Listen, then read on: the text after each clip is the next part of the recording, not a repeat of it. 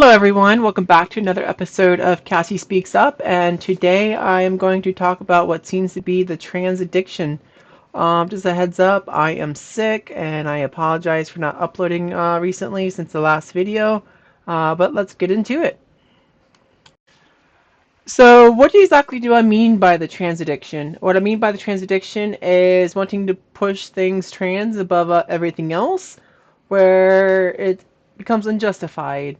Also, ignoring realities, trying to deny when things are wrong, defending people who are wrong, and also refusing to listen when listening is needed.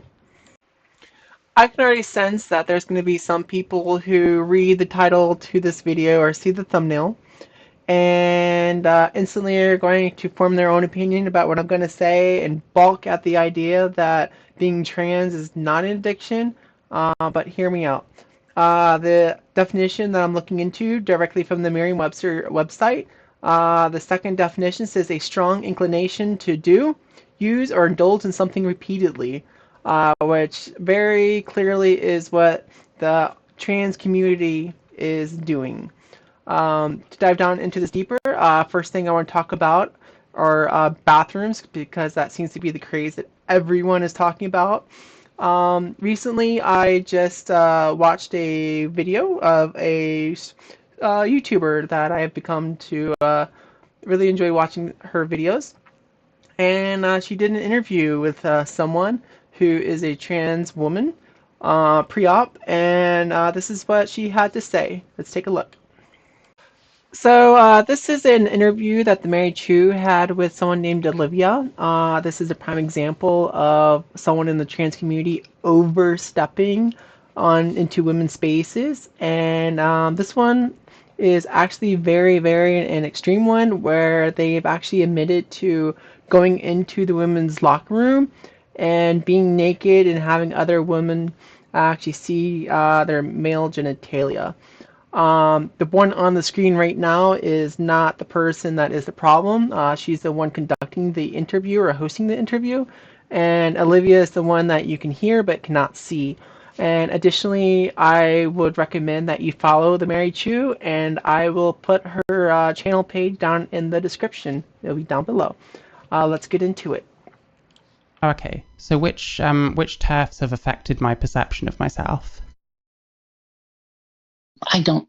J.K. Rowling, probably. That'd be the easiest one, huh? She's the most famous and noteworthy.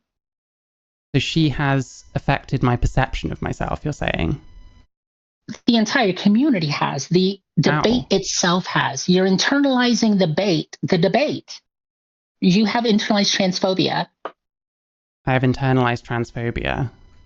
Yeah. How so? What's an example?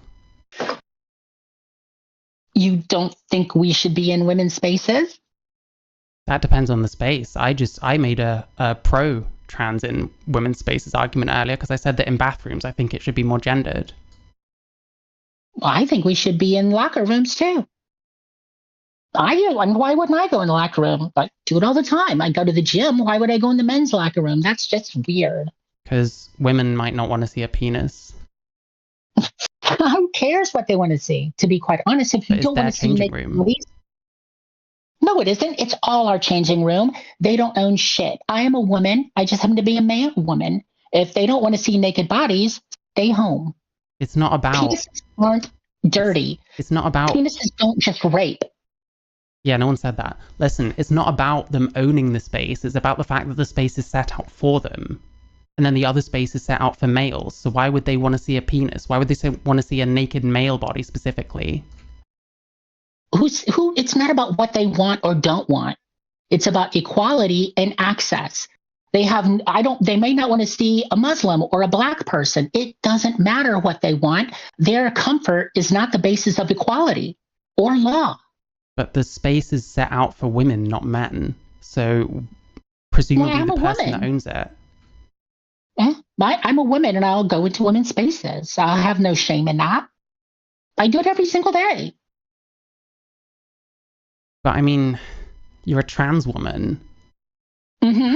How would someone react if they saw, what's down there? They have never really reacted. I've never had a problem. So you like people have seen it? Mm-hmm. Okay, right. So yeah, that is a very extreme case, and one that I cannot believe that someone inside the trans community can even think is okay, and the sense of entitlement in that one is off the chart. But the sad thing is, this is the narrative that a lot in the trans community are pushing, that it's more about what the trans person feels and less about what everyone else feels. And if someone from outside the trans community or even within the trans community has an issue with it, they start going into things like you're a pick me or you're fascist or like you're transphobe, and really shut down the conversation. Honestly, I believe that people need to be respectful, and if they are a trans person trying to go into a space that is not their birth sex, then they need to realize, like, hey, it's inappropriate to do certain things, and if you're a trans woman going into a woman's space, it's not appropriate to show off your male genitalia.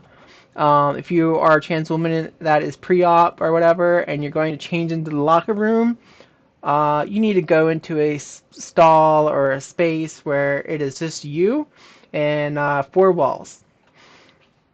I can't believe, Olivia, you need help. Please go get some. Another thing that shows that the trans community really thinks that their existence is the most important, and I can understand from a certain standpoint that being trans is a really important thing to a lot of people. But there are certain things that show that someone sees trans as being their sole identity, and it really shows. Some examples of this is when some people think that this past election was entirely about trans topics. Let's take a look from Tara J., the trans right activist that threatens people about bathrooms. The entire presidential campaign was about us. So, I believe that my community needs to take their heads out of the sand or pull their heads out of their asses Mm-hmm. and do their due diligence and learn either how to defend themselves or go out and buy a gun. It's their right. So, really, does this person honestly believe that the entire presidential campaign was about us, or maybe they are in their echo chamber, and because everyone in the trans community, well, I shouldn't say everyone. There's a good portion of the members in the trans community that all talk to each other. They feed off of each other for ideas. That maybe because they're so invested in one community and talking to just one another, that it seems like that is everything that the world is about, and they forget to realize that trans or being trans is only one aspect of their life, and they are so much more than that. And to be honest, there are a lot of issues out there that the presidential campaign was on. But whenever you are so engulfed and you make being trans your entire identity, it's just feeds into the whole thing about being addicted to being trans. So I've decided that this is going to be a short video since I am sick. Um, Before I go, I do want to say if you like this video, give it a thumbs up. If you did not like this video, give it a thumbs down. And I would really appreciate it if you would subscribe. And if you have any comments or suggestions, please put them down in the comments below. And also, I have created a Discord server for this channel. You can find that in the description of this video or in the description or about me of my channel. And you can also email me at cassiespeaksup@gmail.com, and you can find that also in the about me for my channel. Before I go on, I am going to go over the channel analytics of this channel and show you how I've grown since the last video. Let's get to it. Here is the dashboard. You can see that I am up to 77 subscribers, which is, for me, is just mind-boggling. I honestly thought that when I started this channel, I was literally going to be like talking to the wall. But I guess people out there care about what I have to say, and I cannot be more than thankful for that. I thank you so much. If you go over to the analytics page, you can see that my channel has 1,500 views. It's incredible. And watch time hours is up to 118. And in the last 28 days, I have had a plus 72 subscribers subscribe to me. It's just amazing. Thank you so much. And we go to the content section, which I really would love to, until the end of time, be able to show you, just so that you can see how many people are liking versus disliking, since YouTube took that away from everyone. So the very lowest rated content that I have on this channel, it would be my third video, reacting to trans TikToks and other videos, podcast style with Summer. That one has a 90% likes versus dislikes. Everything else is much higher than that. When you go over to the live section, my very first scheduled debate with the trans activist Tara J. That one has a 100% likes, which is incredible. It's the only content on my channel so far with a 100% likes. And the second scheduled debate that Tara did not show up to, that one is at 91.7. And about Tara J. Tara J did reach out to me and ask for a debate this upcoming Saturday on December 7th. It's going to be at 6 p.m. Eastern Time. And besides my post in the community section and in this video right now, I'm not going to advertise it just in case that this person does not show up again.